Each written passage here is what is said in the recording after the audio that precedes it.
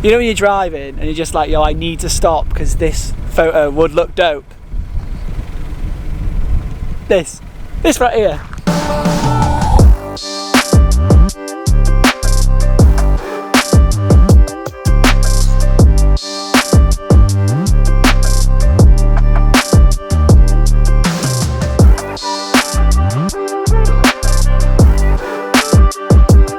So about 7 months ago, I started a video series called the Canon 90D Diaries. Now the idea of this video series was to document the journey of how a photo or a video comes into existence, because it doesn't just exist, like something has to happen for that photo or video to have been created. And the idea was, with the Canon 90D Diaries, was to document the journey of how everything I shot with my Canon 90D came into existence. So since starting that video series, I got to do some pretty cool things. So shot photos in a waterfall, shot video at a pop punk show, which was dope. I shot photos of an old abandoned ship that was docked somewhere where they would shoot your drone down if you got too close. And most recently, I climbed the tallest mountain in Wales to get sunrise banger photos, which is coming up in a future video, so keep an eye out for that, because that one is whew, chef's kiss. But anyway, as this video series gets to its 10th episode, I thought it'd be cool to sort of take it back to the roots of why I started it. So that's why today we are back at Alwen Reservoir, where I shot the first ever Canon 90D Diaries video. There it is. Unfortunately though, it appears to be closed because the water's not running properly. There's these little pipes coming over and they're like draining water. So it turns out, I think that the reservoir is closed. Who knew reservoirs get closed? This is news to me, but we're here anyway. So let's take some photos. Let's go.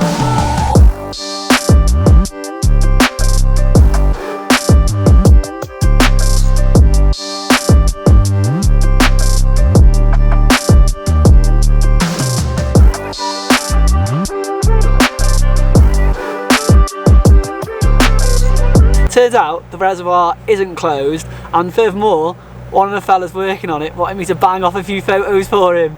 What a guy. Okay, so the reason this spot was the first place that I shot a Canon 90D Diaries video was because it was just the first place that came to mind. I've cycled a load of the trails up here, I've walked them, and I do all sorts of smartphone photography while I was here.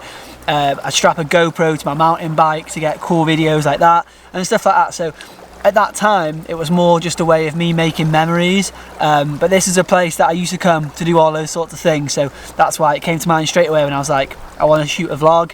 I want to shoot my first like proper vlog as like a proper photographer slash videographer. This was the first place that came to mind. And that was that, I was doing it. I'd decided that I was going to come here and shoot a proper vlog. I was going to become a proper photographer slash proper videographer.